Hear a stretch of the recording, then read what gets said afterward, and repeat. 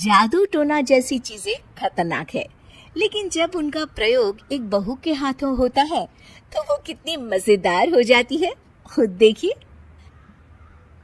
रामगढ़ गांव में सुधा रहती थी। सुधा की सास उससे बड़ा काम कराती, तो पति ऐसा जो ना कभी घुमाने ले जाता और ना ही कभी कोई तोहफा लाता। बेचारी इस बात से हमेशा दुखी रहती, लेकिन एक दिन उसकी जिंदगी बदल जाती है। अरे सुधा, सारा दिन न जाने क्या क्या सपने देखती रहती है। जाकर कुछ बढ़िया सा खाना बना कर ले आ।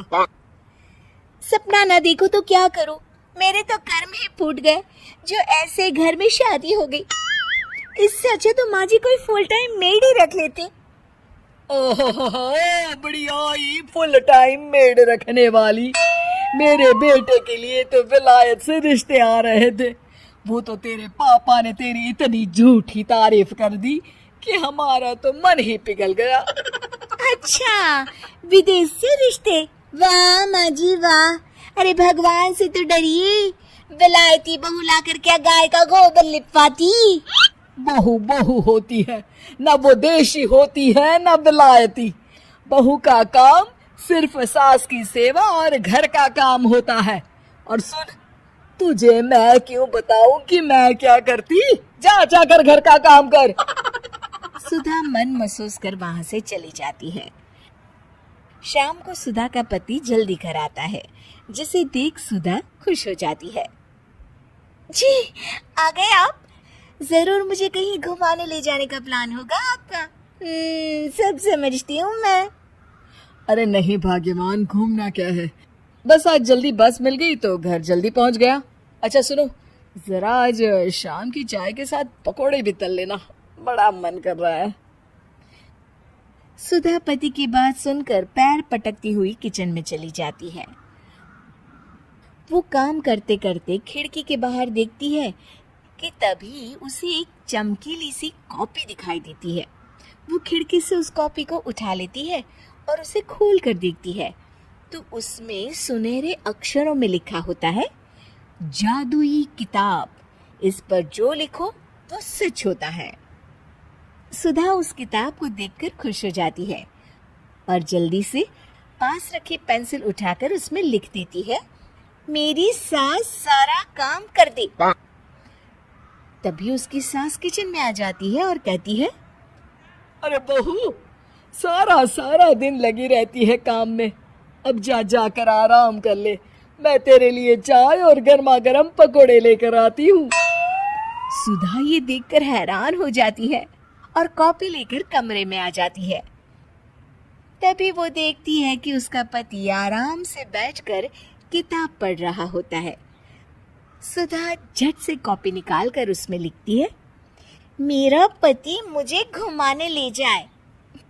बस फिर क्या था, सुधा का पति किताब बगल में रख देता है और उससे कहता है, बहुत दिन हो गए हम कहीं घूमने नहीं गए ना, चलो कल मैं ऑफिस से छुट्टी ले लेता हूँ। सुधा ये सुनकर खुश हो जाती है कि तभी उसकी सास हाथ में चाय और पकोड़े लेकर खड़ी हो जाती है। चलो बहू, कुछ खा लो। अरे किस्मत वाले हैं हम जो हमें तू मिली, वरना मेरे बेटे की शादी कहीं तय ही नहीं हो रही थी। कोई लड़की इस घर में शादी नहीं करना चाहती थी। ले बहू, खा ले। अब तो सुधा की बल्ले बल्ले हो गई थी। सुधा की सास और पति बस उसके इशारों पर घूमती। एक दिन सुधा को सास का हार पसंद आ जाता है। वो सास से कहती है, माँ जी कितना खूबसूरत हार है, क्या ये हार आप मुझे दे देंगी?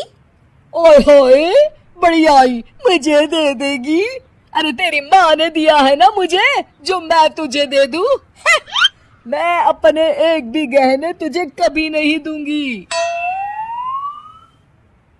तभी सुधा अपने कमरे में जाती है और कॉपी में लिख देती है, सास के सारे गहने मेरे हो जाए। अब क्या था, थोड़ी ही देर में सास एक संदूक लेकर उसके कमरे में आ जाती है। बहू, ये ले। ये क्या है माँ जी? बेटा, ये मेरे गहने हैं। अब मुझ बुढ़िया पर तो ये अच्छे नहीं लगते। तेरी तो उम्र है पहनने ओढ़ने की, ये ले गहने तू ही रख ले। तभी सुधा की नजर उस हार पर पड़ती है जो सासू माँ ने पहना है। और माँ जी, ये हार जो आपके गले पर है?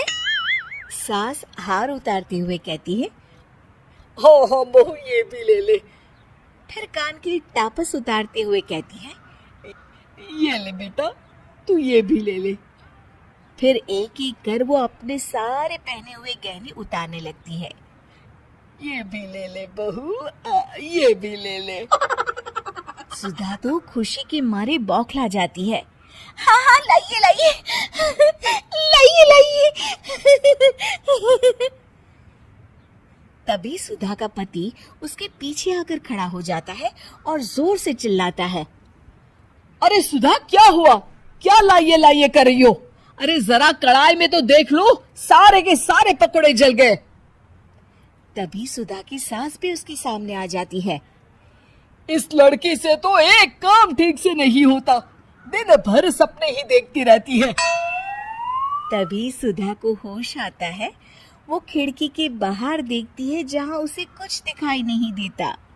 दरअसल जादुई वादुई कुछ नहीं था, वो सिर्फ एक काल्पनिक सपना था जो सुधा अपनी जिंदगी से तंग आकर देख रही।